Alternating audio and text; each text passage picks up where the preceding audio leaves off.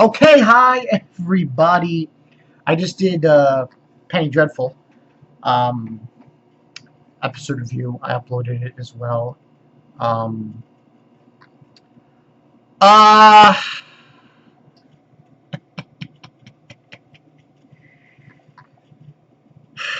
Natsu no Taizai. Wow, this chapter just I'm not gonna lie, I was a little upset. Even though the events of and I just recently started reviewing Taizai. Just recently reviewing it again. Um, this chapter was 177. What I can give to you.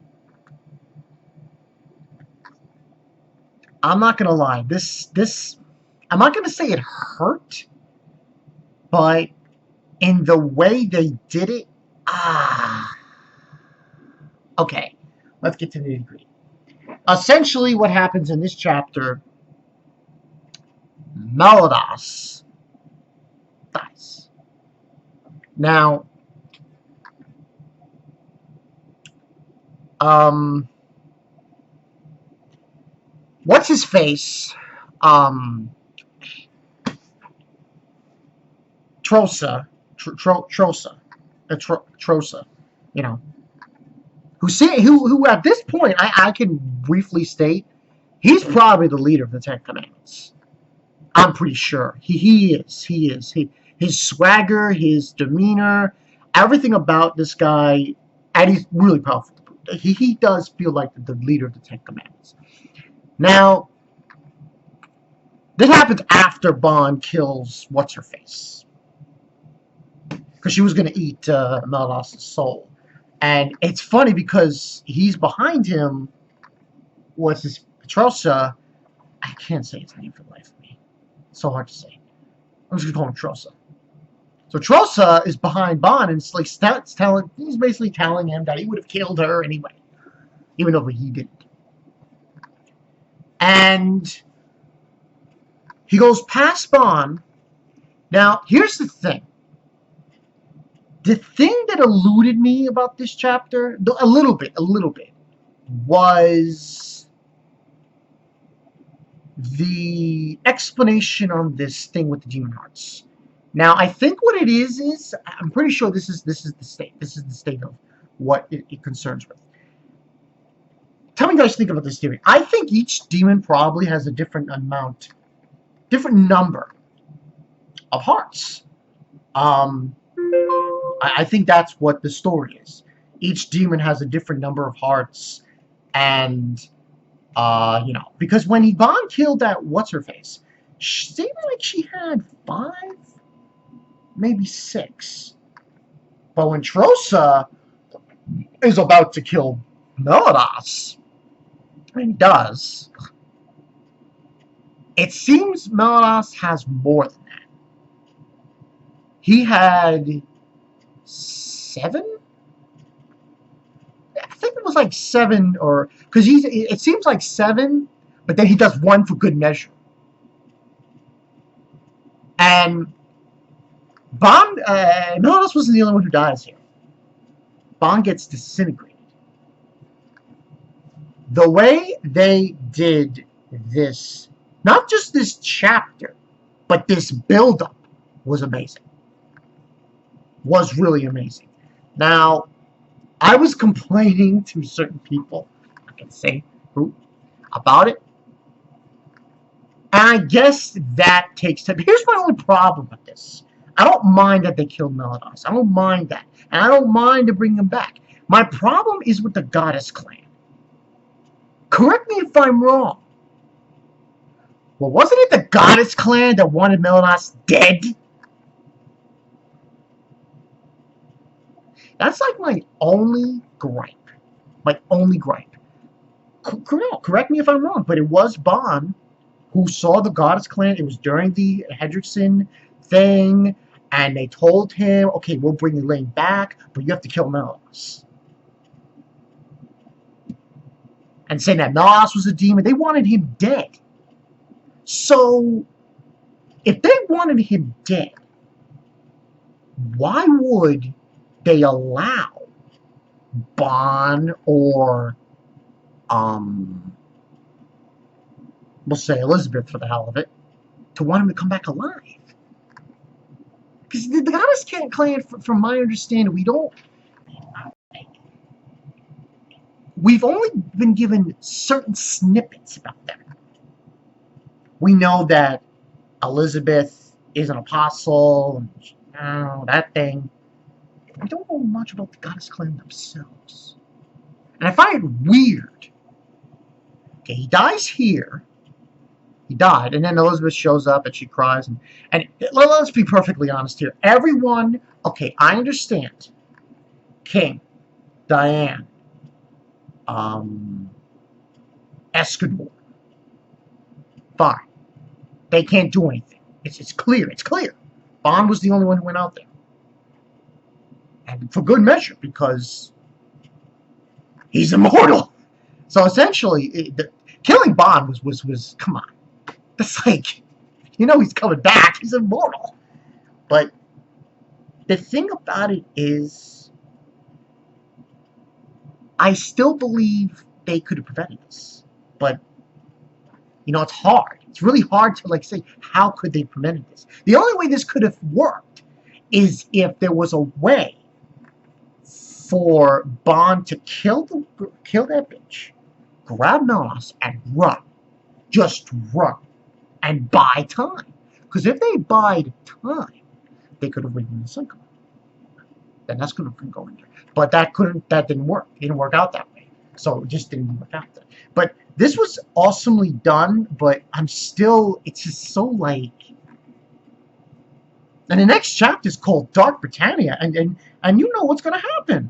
They're going all around Britannia, they're killing everyone. This doesn't look good at all. At all. And this is the first time? I could be wrong. Yeah, this is the first time in a long time that I read any manga or watched any show or watched anything where I could honestly say we don't know what's ahead for the sins. Because even if, okay, we know Bond's coming back. We know they're going to find a way to bring back Melnos. But even if they do, how are they going to do? How are they going to get out of this? How are they going to defeat them? I mean, there's 8 left, which is great. I mean, you took out 2 sins, and Escanor took out 1, and Bond took out another. But still, at the same time, you wonder, this is there's no... You want to say this... when was I heard that? Fuck Hope? I think it was in Avatar Last... They didn't say fuck Hope. They said something along the lines of Avatar Last Airbender of leave hope here or something. That's kind of the message here. And obviously Elizabeth didn't do anything. I mean, this is bad. This is very bad. Okay, this is very bad. And where do you go from here? Now, I've been told here and there that the Goddess Clan is involved, but like I said, I bring up the point. They wanted him dead in the beginning. And you can't... Oh, the Goddess Clan didn't know about the 10 Commandments. They didn't know about the 10 Commandments. Give me a break. So why would they bring Melnos back if they wanted him dead in originally? I'm just saying. That's the one thing that I'm a little... I don't understand that. I understand they're probably going to have Elizabeth or somebody contact the Goddess Clan, try to get Melnos back. But what if they say no? They wanted him dead originally. But then again, maybe I'm a little too upfront about this. Maybe that wasn't about Melnos. Maybe they're now not going to go in that direction. Maybe not. So, we'll see. So, And then there's also the other thing about Galther and everything else in between. But this chapter was insane. I can guess that next week we're going to see Britannia fall. I'm dead serious. I think that's going to happen. I think Britannia is going to fall. The only person who can write this right now is Merlin. They meet up with Merlin.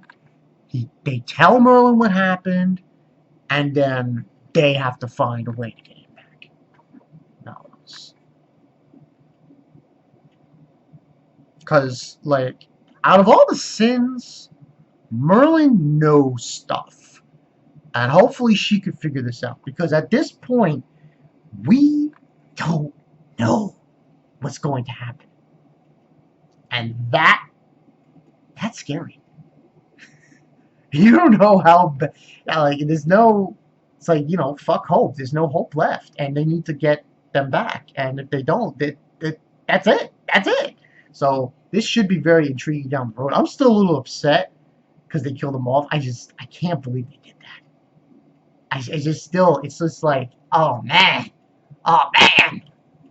It's still resounding in me. It's still, that might take me a while to get over that.